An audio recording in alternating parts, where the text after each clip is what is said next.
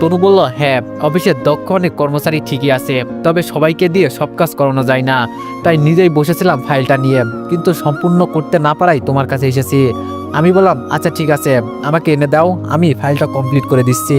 তনু বলল, এখানে নয়, তুমি নিজেই আমার কেবিনে চলো, কেবিনে গিয়ে বসে বসে শান্ত মাথায় কাজ করবে। আমি বললাম, আচ্ছা। আকাশ তনুর কেবিনে গিয়ে ফাইলটা নিয়ে কাজ করতে শুরু করে। ফাইলটা হচ্ছে অফিসের এ যাবৎকালে যেই কয়টা ডিল হয়েছে বা যেই কয়টা প্রজেক্ট নিয়ে কাজ করেছে সেই সবের হিস্ট্রি নিয়ে। আকাশ ফাইলটাতে হাত দেওয়া মাত্রই বুঝে ফেলে তনু কেন অন্য কোনো কর্মচারী দিয়ে এই কাজটা করায়নি। আসলে তনু অন্য কাউকে দিয়ে এই কাজটা করালে তার অফিসের অনেক তথ্য সম্পর্কে জেনে যাবে, তাই তনু কাজটা আকাশকে করতে দিয়েছে। তনু হয়তো আকাশকে অনেক বেশি বিশ্বাস করে। আকাশ কাজ করতে শুরু করে। তনু নিজের চেয়ার রেখে আকাশের পাশে চেয়ারে চুপ করে বসে আকাশের কাজ দেখতে থাকে। কিছুক্ষণ পর আকাশের পাশে গিয়ে তনু আকাশকে বলে, আকাশ তুমি কাজ করো, আমি একটু কেবিন থেকে হেঁটে উঠে আসি, আর সঙ্গে দেখেও আসি কে কিভাবে কাজ করছে। আমি বললাম, আচ্ছা। তনু বলল, আর হ্যাঁ, ফাইলটা দুপুরের আগে কমপ্লিট করে ফেলো, কারণ আজ দুপুরে দুইজন মিলে বাইরে খাবার খাবো এবং সেই সঙ্গে দুইজন মিলে কিছু সময় ঘোরাঘুরি করব। অনেক কয়দিন হয়ে গেছে দুইজন পার্সোনাল সময় কাটাই না। আমি বললাম, আচ্ছা ঠিক আছে। তনু আকাশকে কাজ করতে দিয়ে কেবিনের বাইরে চলে যায়, আর আকাশ খুশি মনে কাজ করতে থাকে। তনু কেবিনের বাইরে গিয়ে অফিসের ভিতরেই হাঁটাহাঁটি করার পাশাপাশি কর্মচারী কিভাবে কি কাজ করছে সেটা দেখছে। কিছু সময় পর তনুর কাছে সোহানের ফোন আসে, কিন্তু তনু ফোন রিসিভ করে না। সোহান তনুকে লাগাতার ফোন দিতেই থাকে। তনু এক পর্যায়ে গিয়ে অফিসের এক সাইডে গিয়ে সোহানের ফোন রিসিভ করে। সোহান তো রেগে মেগে আগুন।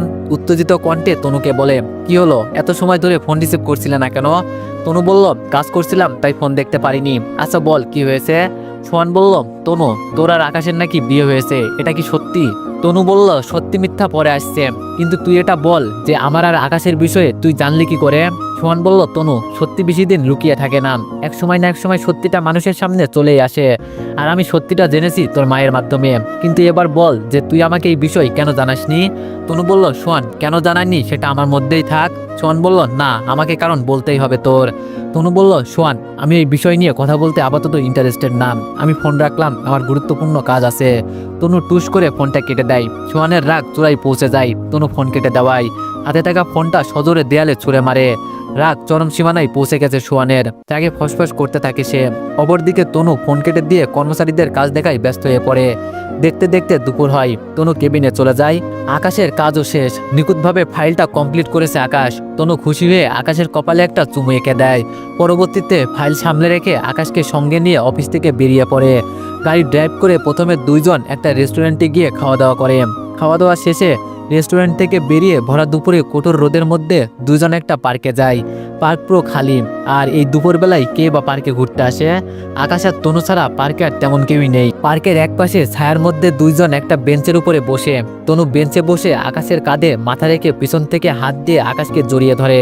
আকাশের ভিতরে খুশির জোয়ার বইছে। তনু আকাশের কাঁধে মাথা রেখে তাকে জড়িয়ে ধরায়। আকাশ মুহূর্তটাকে উপভোগ করতে থাকে, সেই সঙ্গে সারা জীবন তনুর সাথে এভাবে হাসি খুশি থাকার পরিকল্পনা করতে থাকে। এমন সময় হুট করে আকাশের মনে একটা প্রশ্ন জাগে, তনু তার সাথে আজীবন এভাবে থাকবে তো? কারণ তনু তো তাকে শুধু 3 বছরের জন্য বিয়ে করেছে। এই বিয়েটা শুধু 3 বছরের জন্য, কথাটা মনে পড়তেই চেহারা মলিন হয়ে যায় আকাশের। চোখ মুখ কালো করে তনুকে প্রশ্ন করে, আচ্ছা তনু, তুমি কি আমায় 3 বছর পর ছেড়ে চলে যাবে? তনু বলল, আজব, ছেড়ে কেন যাব? আমি বললাম, তাহলে এগ্রিমেন্টের মাধ্যমে শুধু 3 বছরের জন্য কেন বিয়ে করেছ? তনু বলল, আসলে সেটা করেছি তোমার উপরে বদলা নেওয়ার জন্য। আর আমি ভেবেছিলাম তুমি আমায় ভালোবাসো না, তাই তোমায় আটকে রেখে প্রতিশোধ নিয়ে ছেড়ে দিব ভেবেছিলাম, কিন্তু পরবর্তীতে দেখি তুমিও আমায় ভালোবাসো, তাই ঠিক করে নিয়েছি তোমার সাথে আজীবন থাকবো। আর এগ্রিমেন্ট বাতিল করে দুইজন সারা জীবনের জন্য আবারও বিয়ে করব। আমি বললাম, সত্যি? তনু বললাম, আমি বললাম, কিন্তু তনু, আমার যে কিছুই নেই বর্তমানে, আমায় বিয়ে করলে তো তোমার তেমন কোনো ফায়দা হবে না। তনু বলল, আকাশ, ফায়দার জন্য সবাই বিয়ে করে না, আর আমার ফায়দার কোনো প্রয়োজন নেই, নিজের যেটুকু আছে সেটা দিয়ে চলবে আমার। এছাড়া তোমার কিছু নেই তো কি হয়েছে, আমার তো আছে। আমি নতুন একটা কোম্পানি খুলবো, যেটার দায়িত্ব আমি তোমায় দিব। তারপর তুমি একটা অফিস সামলাবে আর আমি একটা সামলাবো। আকাশ তনুর কথার উত্তরে মুচকি একটা হাসি দেয়। আকাশের কাছে সবকিছু কেমন যেন স্বপ্নের মতো লাগছে। যেই মেয়েটা প্রতিশোধ নেওয়ার জন্য 3 বছরের এগ্রিমেন্ট করেছে, সেই মেয়েটাই আজ তাকে নিয়ে সারা জীবন কাটানোর পরিকল্পনা সাজাচ্ছে। কল্পনায় বিভোর আকাশ। পাশ থেকে তনু আকাশকে চুপ থাকতে দেখে বলে, এই আকাশ, চুপ করে আসো কেন? কথা বলো। আকাশ, তুমি জানো আমি আরেকটা প্ল্যান করেছি। আমি বললাম, কি প্ল্যান? তনু বলল, আমাদের যখন আবার বিয়ে হবে তখন তোমার মা আর তোমার ছোট বোনকে আমাদের উপরের ফ্ল্যাটটা দিয়ে দিব, তাহলে আমাদের আর বেশি সময় নষ্ট হবে না শ্বশুর বাড়িতে যাতায়াত করতে। এছাড়া দুই বেয়ান মিলে একসাথে সবসময় গল্পগুজব করতে পারবে। তনুর কথা শুনে আকাশ খুশিতে আত্মরা হয়ে তনুকে এক হাত দিয়ে নিজের কিছুটা কাছে টেনে নেয়। এরপর সেও তনুর দিকে এগোতে থাকে। তনু আকাশের এগোনো দেখে চোখ বন্ধ করে ফেলে, কারণ সে বুঝতে পারে যে আকাশ এখন কি করবে, তাই সে চোখ বন্ধ করে ফেলেছে। আকাশ তনুর দিকে এগিয়ে গিয়ে তনুর উষ্ণ ঠোঁটে নিজের ঠোঁট ছোঁয়ায়। তনু আকাশকে রেসপন্স করছে। দুজনে কিছুটা সময় ঠোঁটের ব্যায়াম করে। এরপর একে অপরকে ছেড়ে দিয়ে কথাবার্তা বলে অনেকটা আনন্দের মুহূর্ত কাটায়। বিকাল হয়ে এসেছে। দুজন পার্ক থেকে বেরিয়ে বাসায় যাওয়ার উদ্দেশ্যে গাড়িতে এসে বসে। তনু গাড়ি ড্রাইভ করে আকাশকে বাড়ি অবধি পৌঁছে দিয়ে নিচ থেকে আকাশের সঙ্গে গিয়ে আকাশের মা রহিমা বেগমের সাথে দেখা করে। এরপর দেখা সাক্ষাৎ শেষ করে নিজের বাড়িতে ফিরে আসে। বাড়িতে আসার পর তনুর মা তনুকে সোহানের মায়ের বিষয়ে বলে। তনু বেশ অবাক হয়, সোহানের মা সোহানের জন্য বিয়ের কথা বলতে এসেছিল এই কথা শুনে। তবে তনু অবাক হলেও বিষয়টা নিয়ে বেশি একটা মাথা ঘামায় না, নিজের মতো স্বাভাবিক থাকে। দিন কাটতে থাকে। যত দিন কাটছে ততই তনু আর আকাশের সম্পর্ক মজবুত হচ্ছে। একে অপরকে রেখে অল্প সময়ের জন্য তারা থাকতে পারে না। অফিসে থাকলে আকাশের সারাটা সময় তনুর কেবিনেই কাটে, আর বাড়িতে গেলে সর্বক্ষণ ফোনে লেগেই থাকে একে অপরের সাথে। এছাড়া তনু প্রায় সময় আকাশের সঙ্গে করে নিজের বাড়িতে নিয়ে যায়। তনুও প্রায় সময় আকাশের বাড়িতে আসে। দুই পরিবারই অনেক খুশি আকাশ আর তনুর সম্পর্কে। কিন্তু কথাই আছে না, সুখ বেশিক্ষণ মানুষের কপালে দীর্ঘস্থায়ী হয় না। একদিন অফিস টাইম শেষ করে তনু গাড়িতে করে আকাশকে বাড়িতে পৌঁছে দেওয়ার সময় সোহান অনেক কয়জন ভাড়াটে ছেলেপিলে নিয়ে তনু আর আকাশের পথ আটকায়। এরপর শুধু আকাশকে গাড়ি থেকে টেনে নামিয়ে সকলে মিলে মারার জন্য ঘিরে ধরে। তনু জলদি করে গাড়ি থেকে নেমে আকাশকে বাঁচানোর জন্য যায়, কিন্তু সোহান তনুকে আটকে দেয় আর নিজের ভাড়া করা ছেলেগুলোকে বলে, আমি একে দেখছি, তোরা ওর ব্যবস্থা কর। সোহান ভাড়া করা ছেলেগুলোকে আকাশের ব্যবস্থা করতে বলে, আকাশকে মারতে বলে। ছেলেগুলো সোহানের কথা মতো আকাশকে মারা আরম্ভ করে। কিন্তু কিছু সময় পর বিকট একটা আওয়াজ হয়, আর সেই সঙ্গে সোহানের ভাড়া করা লোকজন আকাশকে মারা বাদ দিয়ে পিছাতে শুরু করে। সবাই ভূত দেখার মতো চমকে আসে, কারো সাহসে আর কুলাচ্ছে না আকাশের গায়ে হাত দেওয়ায়। সবার সাহস মুহূর্তের মধ্যে রাস্তা বদল করে পালিয়েছে। আকাশ মাটি থেকে উঠে দাঁড়ায়। ছেলেগুলো আকাশকে মাটিতে ফেলে দিয়েছিল মারার সময়। আকাশের হাতে মানুষ টপকে দেওয়ার যন্ত্র, মানে হলো আকাশের হাতে পিস্তল। আর একটু আগে যে আওয়াজটা হয়েছে সেটা আকাশের পিস্তলের আওয়াজ ছিল। আকাশের সহ্যের সীমা ছাড়িয়ে যাওয়ায় আকাশ পিস্তলটা কোমর থেকে বের করে হাওয়ায় চালিয়েছে। আর সেটা দেখে সোহানের ভাড়া করা লোকজন আকাশকে মারা বাদ দিয়ে দূরে সরে যায়। সবাই হতবাক আকাশের হাতে পিস্তল দেখে, বিশেষ করে সোহান আর তনু। আকাশ পিস্তলটা হাতে নিয়ে নাড়াতে নাড়াতে সোহানের ভাড়া করা ছেলেগুলোর কাছে এগিয়ে গিয়ে বলে, দম ফুরিয়ে গেছে তোদের, মারবি না আমায় আর? আয় মার এখন আমাকে। তোরা 8 থেকে 10 জন আর আমি একা। তোরা সকলে মিলে একসাথে দলবদ্ধ হয়ে আমার উপরে ঝাঁপিয়ে পড়লে আমার অস্তিত্ব সহ খুঁজে পাওয়া যাবে না। নে শুরু হয়ে যায় এবার। সবাই চুপ করে থাকে। আকাশের কথার প্রতি উত্তরে কেউ কোনো কথা বলবে সেই সাহসটা পাচ্ছে না। আকাশের হাতের পিস্তলটা যেন সকলের মুখের বলি বন্ধ করে দিয়েছে। সবাই মাথা নিচু করে দাঁড়িয়ে আছে। ইতিমধ্যে সকলেই বুঝে গেছে তারা ভুল মানুষের খপ্পরে পড়েছে। সকলে মিলে একসাথে আকাশের যেই ক্ষতিটা করবে, আকাশ সেকেন্ডের মধ্যেই চাইলে উল্টো তাদের আরো বেশি ক্ষতি করার ক্ষমতা রাখে। সকলে নিশ্চুপ, সারা শব্দ নেই কারোর। আকাশ বুঝে যায় সোহানের ভাড়া করা লোকজনের সাহস কতটা।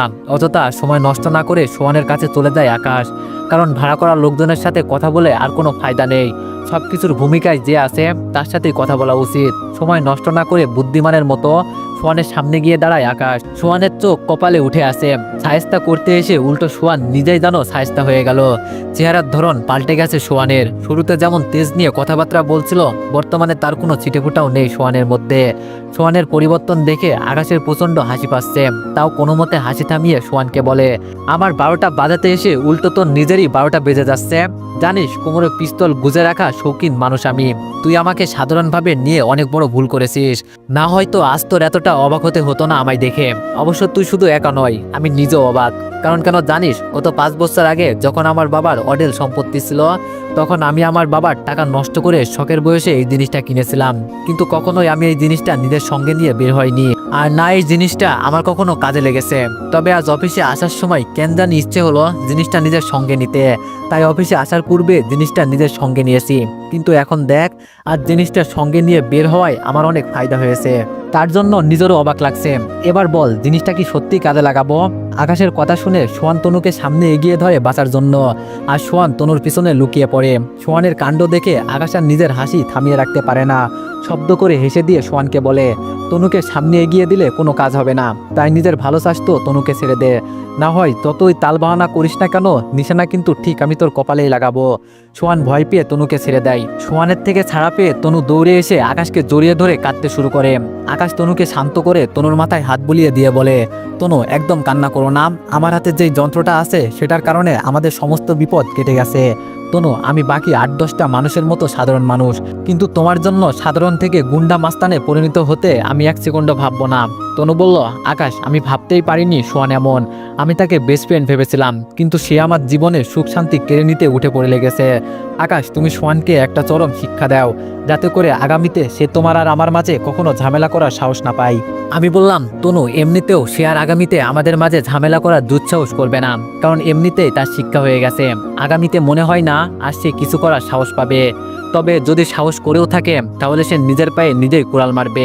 আর সোহান ভাই আমার শোন, আমাদের দুজনের বিয়ে হয়ে গেছে, আমরা দুজন স্বামী স্ত্রী, তাই তুই অযথা কাবাব মেয়ে হাড্ডি হতে আসিস না। মানুষ জীবনে বড় ধরনের বিপদ থেকে ভাগ্যক্রমে একবার বেঁচে যায়, তবে প্রতিবার যে বেঁচে যাবে তার কিন্তু কোনো নিশ্চয়তা নেই। পরের বার তুই কিছু করতে আসলে তোর জন্য আমাকে সাধারণ মানুষ থেকে দাগি আসামি হতে হবে, যেটা তোর জন্য কখনোই মঙ্গলকর হবে না। তাই এবার একটা সুযোগ দিলাম, সেটা কাজে লাগিয়ে ভালো হ, আর আমার সমস্ত কথা মাথার ভিতরে ঢুকিয়ে নে। এবার চললাম আমরা। এই তনু চলো। পিস্তলটা কোমরে রেখে আকাশ তনুকে নিয়ে গাড়িতে এসে বসে। তনুর চোখ দিয়ে এখনো পানি পড়ছে। আকাশ গাড়িতে উঠে তনুর চোখের পানিগুলো মুছে দিয়ে তনুকে বুকে আগলে নিয়ে কিছুক্ষণ জড়িয়ে ধরে। তনু আকাশকে জড়িয়ে ধরে। আকাশের বুকে মাথা রাখার খানিক পরেই তনু পুরোপুরি স্বাভাবিক হয়ে যায়। স্বাভাবিক হওয়ার আকাশের বুক থেকে মাথা উঠিয়ে তনু আকাশের ঠোঁট দখল করে নেয়। আকাশও কম কিসে, সেও তনুর আচরণে সাড়া দিতে ব্যস্ত। দুজনের মধ্যে আবারও কিছুটা রোমান্টিক কাজ করবার ঘটে। দুজনে আবারও কিছু সময়ের জন্য ঘনিষ্ঠ হয়। মিনিট 5 একে অপরের সাথে মিশে থাকে। এরপর একজন আরেকজনকে ছেড়ে দিয়ে দুজনেই সিটে বসে। তনু গাড়ি স্টার্ট করে ড্রাইভ করতে শুরু করে, আর আকাশ চুপ করে তনুর পাশে বসে আছে। তনু গাড়ি ড্রাইভ করতে করতে আকাশকে বলে, তো এভরিওয়ান, নেক্সট পার্টের জন্য সবাই একটু বেশি বেশি কমেন্ট আর একটু বেশি বেশি লাইক করে দিও। ধন্যবাদ।